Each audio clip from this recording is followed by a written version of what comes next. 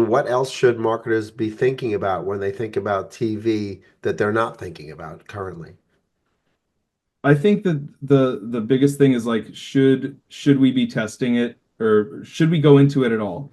Like I'll talk to some brands who say, well, Meta's not working. We should just shift the budget to TV. And I'm just like, whoa, whoa, whoa. Like I don't like depending on the size of the brand, that's a difficult a difficult trade. I think the bigger the brand, the better they will do on TV. That's just a trend that I've seen and something that's been sort of consistent since I've started doing this. Um, so I think that's honestly the biggest question is like, do you are you ready for it or do you wait? And I think the biggest question is sort of like how much, how big is the brand? How much would a like let's say two to $500,000 all-in bet? How big of a bet would that be for the business? You are listening to Power Marketing with Kevin Lee. Kevin and his agency Did It have helped thousands of businesses win through superior marketing, as have his books, articles, speaking engagements, and the E-Marketing Association Power Marketing podcasts. Here's Kevin. Hi, I'm Kevin Lee with the E-Marketing Association. I also run an agency, Did It, that buys all kinds of media, even though we started in SEO and SEM. Through 11 acquisitions, became more of a full service firm. So I do actually have a media buyer on staff that buys traditional TV still in some cases. And so that's why I'm super excited to chat with Greg Schwartz, who's the founder of Household TV. And I'd love to sort of contrast and sort of take everybody who perhaps doesn't go back to the early days of TV, take them through that journey. So back when I was at McCann Erickson and J. Walter Thompson, you bought TV based on programming or day part, right? And that was pretty much it. I mean, they were called soap operas because soap companies advertised on those shows, right? I mean, and then you had things like prime time in TV and you had drive time in radio. And you made all of your targeting decisions based on this idea that, oh, generally my audience is going to be consuming this content.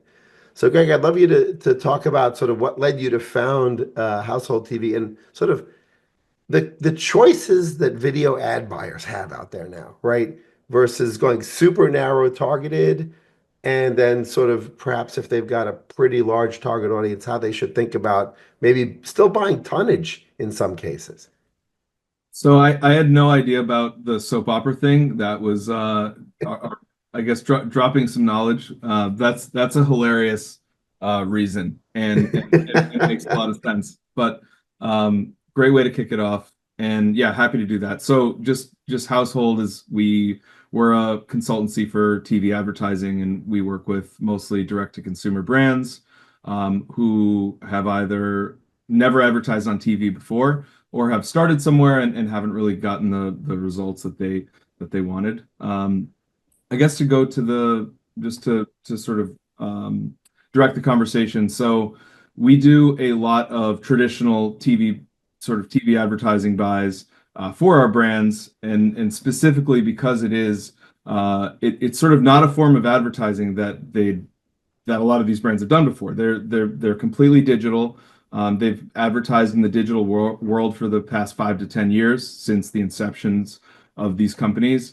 And they've hit a lot of people who are scrolling on their phones, who are, looking at TikTok or Instagram. The people who are scrolling on TikTok or Instagram are sort of like not the same people who probably have a cable box or are watching broadcast television. There's obviously some overlap, but it's a pretty naturally sort of incremental audience for a lot of these direct-to-consumer brands. So that's where we sort of direct a lot of our attention, believe it or not. And then just to go to the other point, I wasn't really expecting to start a TV sort of a TV advertising agency rooted in traditional TV in a lot of cases. In 2020 and beyond, but it just seemed to be such a natural fit for the brands I was working with and and essentially the needs for these new incremental audiences that weren't fully digital and where they could find a new, huge, scalable place to sort of market themselves. So I guess from that standpoint, it just sort of naturally sort of fed the conversation, became more attractive to a lot of these brands, and it's been a really successful piece of the marketing mix at this point.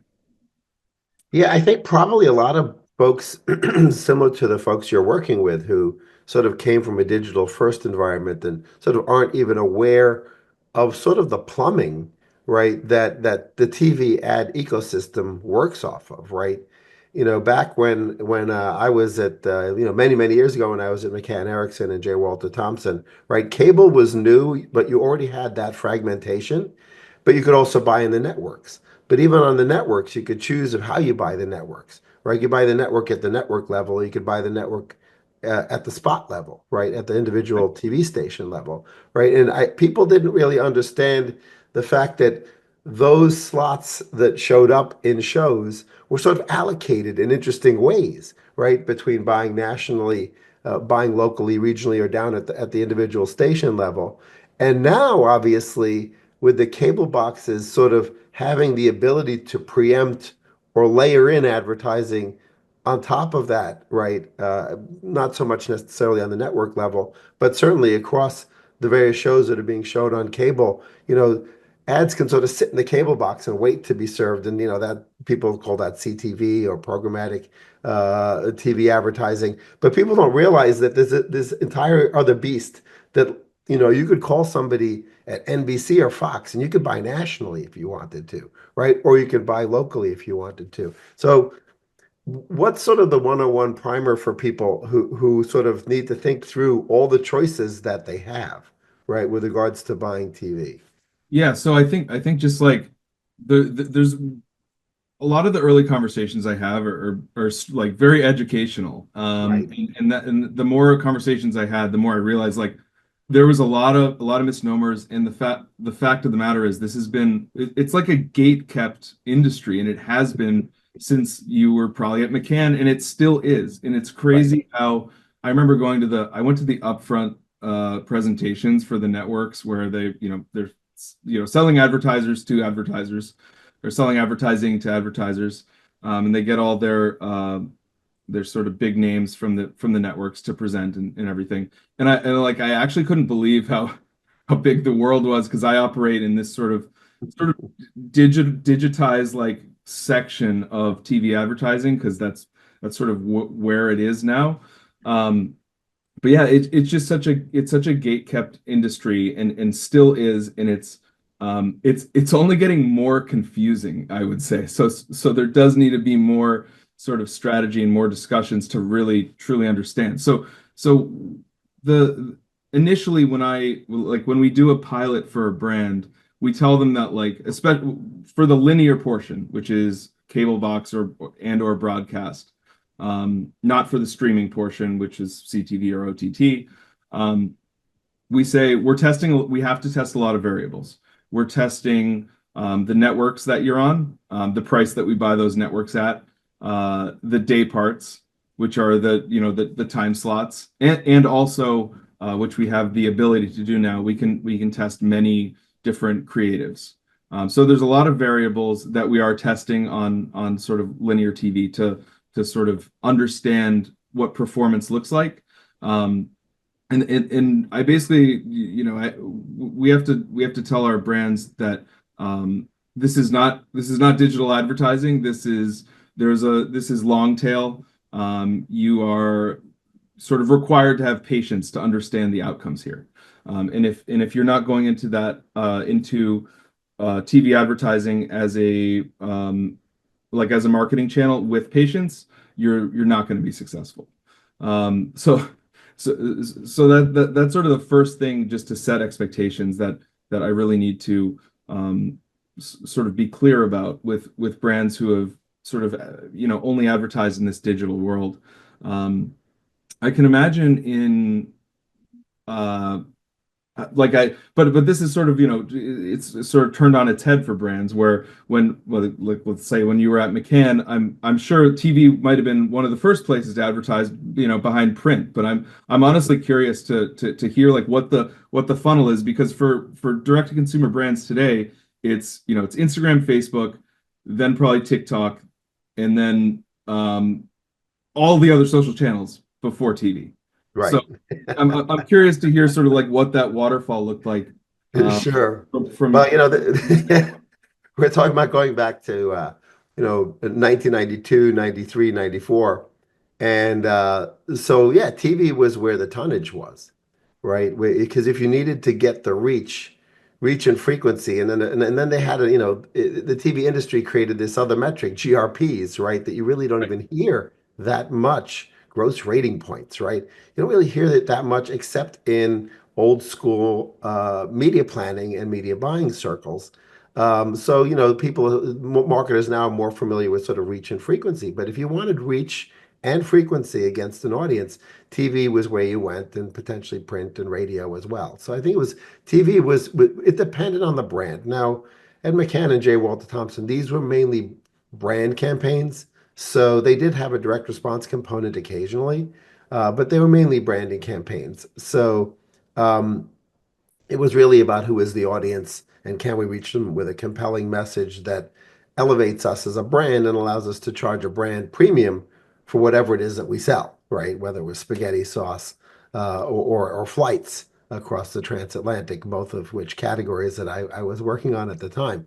And so, so your media buying and planning decisions were made around sort of fairly blunt level targeting capabilities. And I think in digital, people came from the opposite direction. They ended up with the ability to target so narrowly that often marketers would target too narrowly, right? It became a And not, distraction almost. not include the breadth. But you had some really interesting scenarios where, and I'd love to get into creative with you a little bit, because when you had big agencies like McCann buying national and occasionally spot and cable, one dynamic was, with the exception perhaps of the upfronts, generally when you bought more of something, you'd get it cheaper, right? That's the opposite of the way things work in the programmatic ecosystem. The programmatic ecosystem, the more you want, the more you pay at the margin, right? And it actually took media buyers a long time to wrap their heads around it. Wait a minute. When I had lunch with Bob down at WNBC and we were having martinis, and I used to buy 200 spots a month from him, and I said, how about 400? What deal can you give me? I got it cheaper, right? That's been flipped up on its head, right? Within the digital world for the most part. But I would imagine that for the portions of inventory that you buy, perhaps there's still a little bit of that it is, there are these opportunistic buys that perhaps marketers can still take advantage of at aggregating up local inventory. Yeah, and on the no, it's interesting you bring that up. So we always say that like you pay for the guarantee to be shown. So that's where the premium is. There are economies of scale, but only if you're buying up front, which you're paying a premium for. So then like it nets down. Right. I mean, it's a weird place when you explain it to a sort of a newer brand. In that fashion, they sort of have that same opinion. Like, but if we're buying 5 spots a week on The View, like for a month, like shouldn't we get a better deal? And like, yeah, we get a better deal, but we're also not buying like, it's not remnant because it sells out. So it's different than buying a rotational buy on like MSNBC or something. Right. So we're balancing, and when we're doing performance marketing, we're sort of balancing price with opportunity. When some of our bigger brands, they do, and I do want to mention this as well, like on the reach and frequency piece. So there are a few bigger brands that want higher reach, lower frequency. That is going to that feels more like a brand campaign. And because it's sort of less targeted and sort of a greater reach, it works for sort of very large, TAM products, but maybe not for a more niche brand. So again, like as you said, it does depend on the brand, but and there are these different strategies, and they don't always make sense to a digital marketer, I think is the point.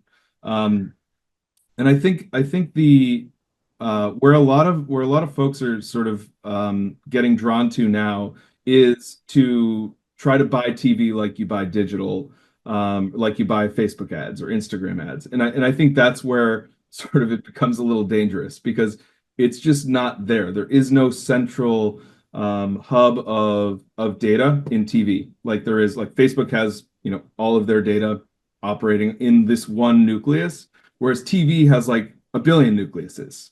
And like Samsung TV's demographic is different from like the Roku TVs, which is different from the MSNBC app, which is different from Peacock, which is different from Hulu. Like they all have different prices, and they all probably think a 30-year-old in Idaho looks like, I don't know, slightly different.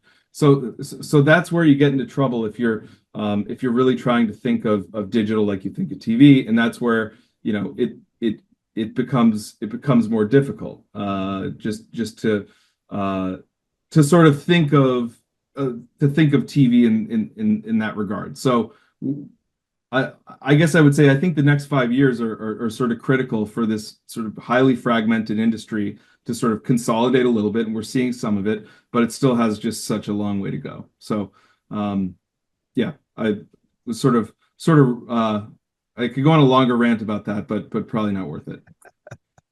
So you mentioned performance, right? So obviously a lot of brands that do heavy digital advertising are using performance KPIs that may not be the same kind of branding metrics that, like brand awareness that we used to, look at doing branding campaigns in the traditional ad world. But in TV, there's sort of, the regular 30s and 15s and maybe even 60-second spots. And then there's sort of a subgenre, right, which is the long form TV, infomercials, or whatever you want to call those, right? And of course, those tend to be very performance driven, but it's almost like it's its own separate ecosystem. So do you bridge into that long form advertising ecosystem as well as doing the 15s, 30s, and 60s? We don't bridge into the infomercial space. We've spoken with our a few partners. I think a lot of the cable networks don't they obviously still sell them, but they're at like odd times. So it's like, I don't know. Yeah, for sure. Yeah, 3 in the morning.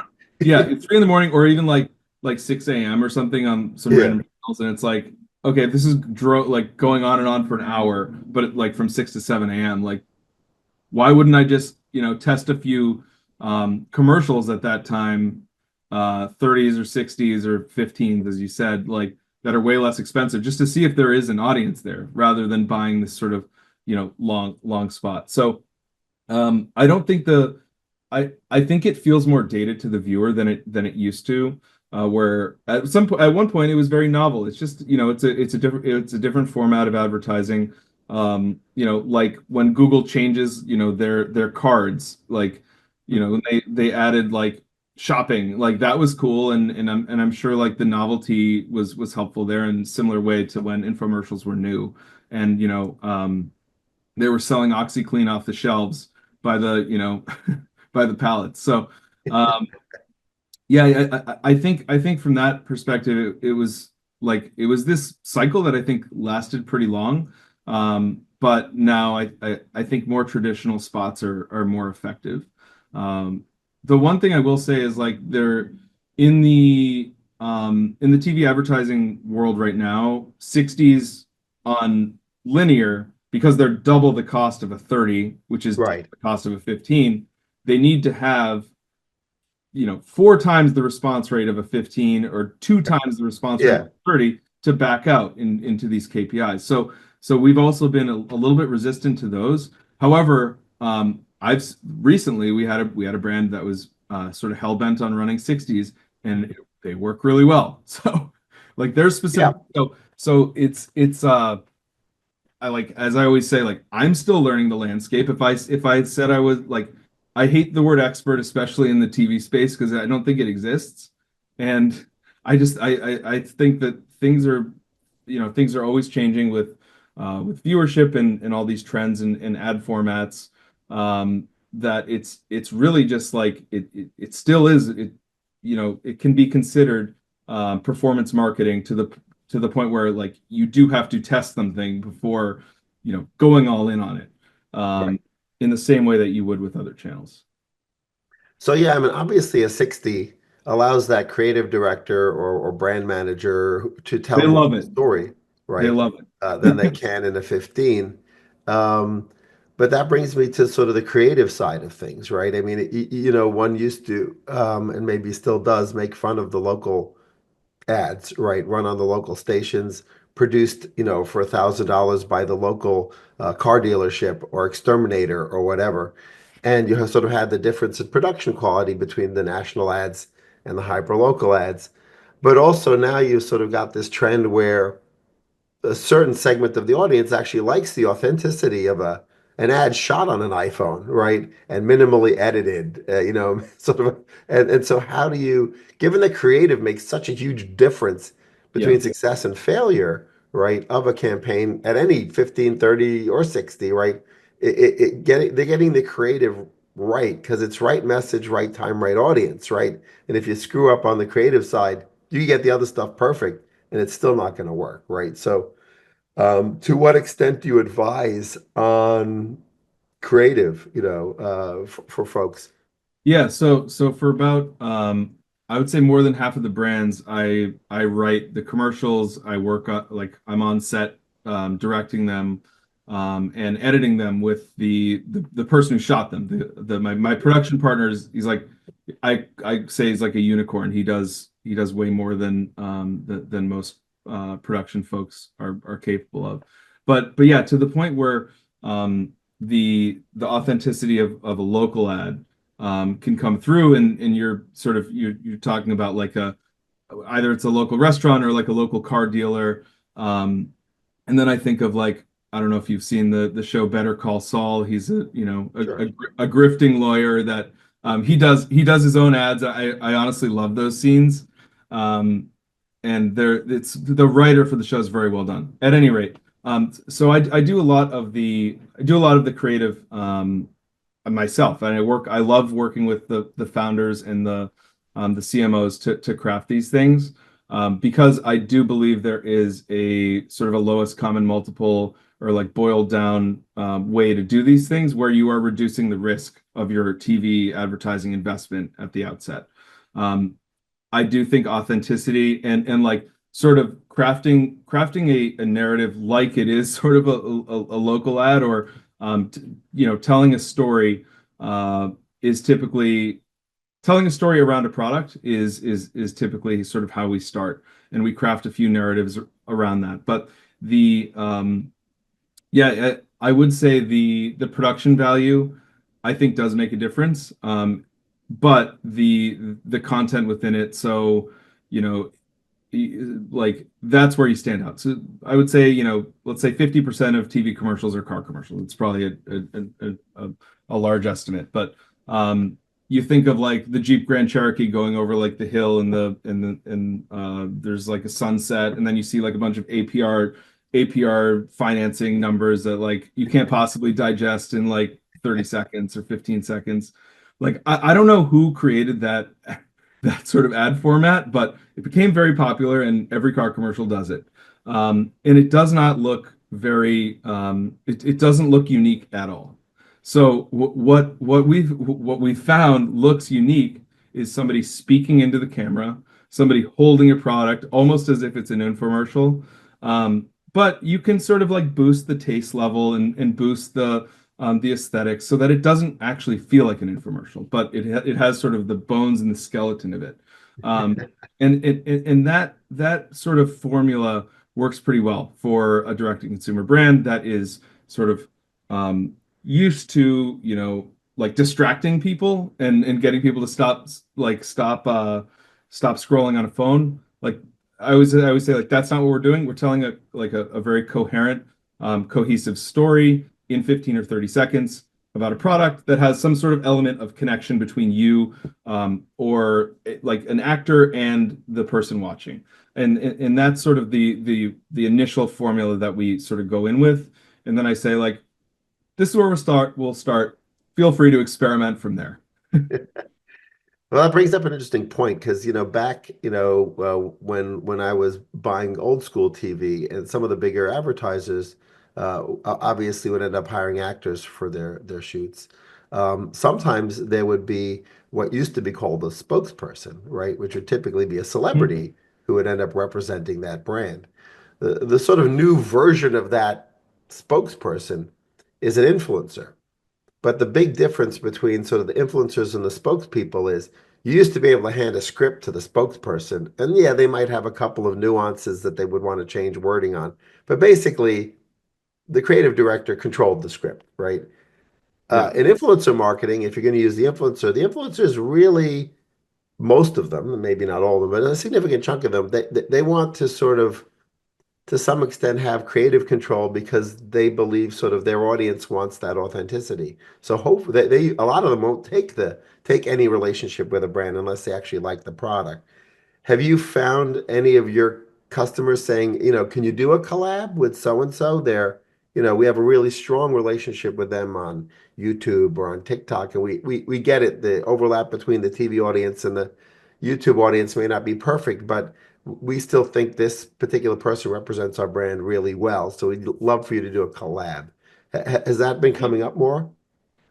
It so just because of I think the cost of hiring or like potential equity that being given out to like a real celebrity or an influencer, I think that it hasn't been as popular in the past. However, like we work with a few bigger brands who are I think one of them arguably hired a like A/B-list celebrity to be their main spokesperson. Another one of our brands recently hired like a recognizable influencer. We didn't even like name the person in the commercial, Right. but it like both of those have performed really well. Sort of unsurprisingly, because it's like we have all this history of spokespeople doing well on TV, and like Right. there's a reason why Shaq is in, I would say 25% of probably all ads on TV. And he has like quite a resume. If you take a look at, there's like some people that have compiled all of his commercials. It's crazy. Right. But so there's this like influencer celebrity that I do think can outperform, as long as they are still sort of like talking about the product and not as you like taking too much control of the ad themselves. Like there has to be some balance. There has to be some sort of salesmanship. I think like, the Kardashians are very good at that balance. Maybe they're even leaning sort of closer to, hawking product status over like, even talking about themselves. But they're great salespeople. That would be sort of like a perfect person to have, I guess, pitch a women's sort of leaning brand product.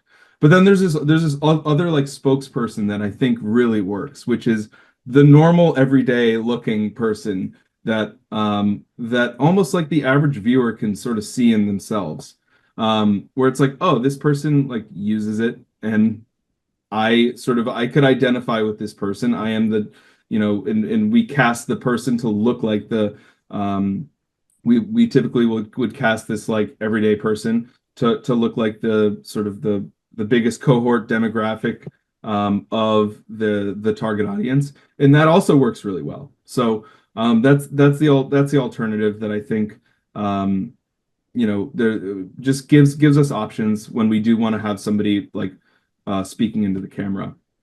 And then the other thing I was thinking about when you were mentioning like spokesperson and like how an influencer may want to have their own initiative. When I'm sort of on set and I'm talking about like intonation, which is a lot of what I talk about. It's like I'm sort of pushing them to be more salesy in a lot of cases, but not too salesy because then it's sort of off-putting. It can create a little bit of tension in the room because it's like, they're like, well, I want to this is my brand, if I'm talking to a founder who's, saying these lines, or if it's it's an influencer who thinks they like know how to do it. And there is some tension, but I do think like I personally am getting better at sort of indicating what I mean and what we need out of the commercial at the end, and it typically like creates a very good product when there is that little bit of a riff where they may have a take, I have a take, and we sort of meet somewhere in the middle. Right, So right. Yeah, that's a great point. I mean, it's a creative collaboration, right? They call them the director on set for a reason, right? They direct. And I certainly watched that in action when I had my son who enjoys acting go shoot some reels, right? And we had scripts ahead yeah, of time, and there were lots of takes with lots of changes in intonation and changes in pacing, and that kind of stuff. And it definitely changes what the output is. So I've right. seen it in action as well as when I've been on set for commercials and movies over the years.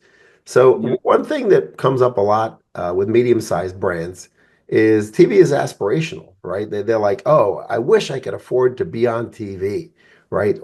And they think that TV is this unattainable channel, right?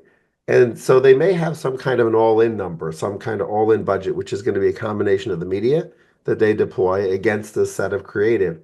And often they have this idea in their head about the creative being super expensive because they read about Michael Jackson's Pepsi ad, which cost millions of dollars, right? And they're like, oh, it's out of my scope, right? So when you chat with somebody and you chat with a brand, obviously the type of brand it is will have a huge difference on, the kind of set you'll need and the kind of actors you'll need. But how do you advise folks to think about perhaps even the ratio between the cost of the creative and then how much tonnage in media you should put behind that creative? Because you don't want to be spending 100,000 on creative when you only have 200,000 for media, right? So that it's too lopsided. So how do you advise that? yeah. So I basically like, because I offer like to help with the creative. I say like, this is my fee for writing and directing and editing, and then the production fee separate, and that's a sliding scale. Like, I you guys are free to do it, and I can be a sort of a fly on the wall or a player coach involved in that. But I do advise you spend some money on it, but it does not need to be crazy expensive. I've heard, I spoke to a company we didn't end up working with. That spent $500,000 on one concept, and I'm just like, you didn't need to do that. Like, but you don't want to tell people that. Right. Uh, I do think that the creative in, let's say, in 2025, a production could cost, and this is and this is what we do. It's like 5 or 6 different concepts which are shot in one day. There's like probably a few actors, or it's the founder, and we're outputting a 15 and a 30 of each concept at the start, and we could do a 60 if the brand wanted to. That should cost somewhere between like 25 and 50K for the production. That same brand is typically going to spend anywhere between 150 and 500K over the course of a month testing TV. Between obviously, if the budget expands, there's more room to test connected TV. If the budget is less, we say, I think you should start with linear TV. So if it's like the 100 or 150. So I would say it's like, you're not spending nothing on the creative. And I do think that there is a difference between spending very little and but like there's a point where it just sort of like the marginal dollar like does not give you like that much more or really anything. Maybe just like a fancy graphic that could look cool. That was like the animation budget like was high. And it's like I don't think you should be doing that if TV is truly a test. If TV is more of like no, we're doing this and this is just a new phase of the company, then I think it's like it's okay to invest more. But I would always advise to invest in more concepts versus like higher production. If we're having trade-offs, like I don't know, get 10 different concepts written and scoped out instead of like one for 500K, do like 15 concepts that are completely different.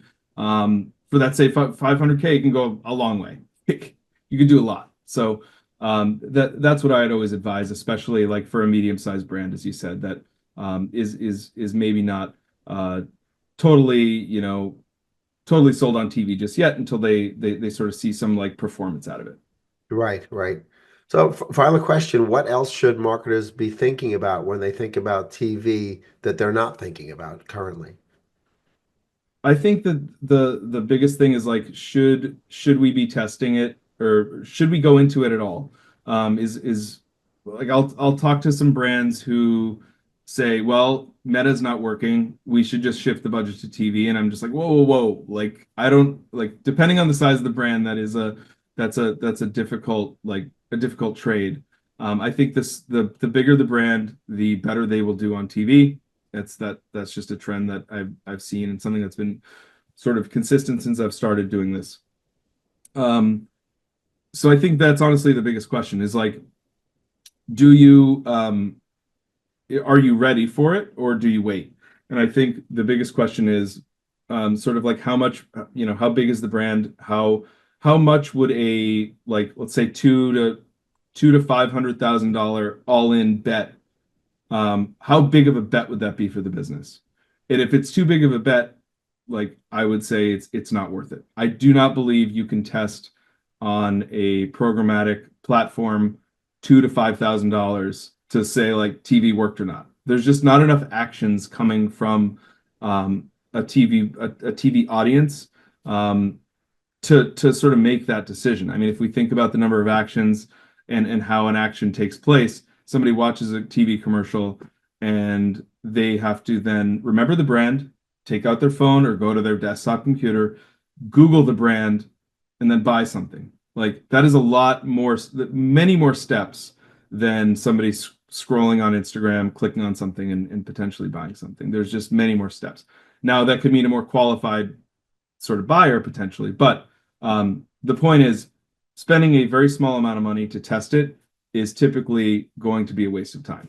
And I think that's the one, yeah, that's sort of the one thing we didn't touch on that I think is a very important note here is like, if you're ready, think about the size of the investment, and is that going to hurt if you end up, turning TV off?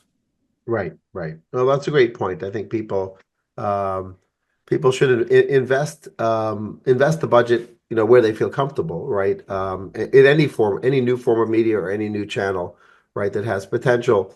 If you see other people are doing it successfully, especially in your industry category, then there's a pretty good chance you should be able to make it work. But there's no guarantees until you go out there with your message and your go out there and test things. Yeah, in TV, like let's say 20 or 30 years ago, like there were many more barriers to entry than there are now. But that doesn't mean today there are no barriers to entry, which is what a lot of people think.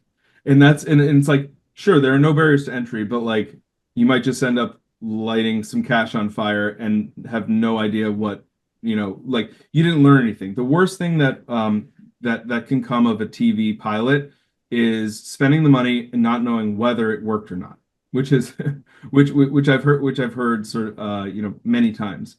And I think that comes from it comes from the lack of education piece, and this sort of like the fact that it's still very complicated and gate kept in a lot of ways. So great. Well, those are great points. Thanks so much for joining me and sharing your wisdom with the viewers and listeners. Thanks, Kevin. Appreciate it. Kevin Lee's Power Marketing is available on all your favorite podcast networks. Kevin loves helping businesses excel at marketing. Having marketing challenges? Just like Santa in The Miracle on 34th Street, if Kevin can't help you, he'll know someone who can. Find him on LinkedIn, subscribe, or follow.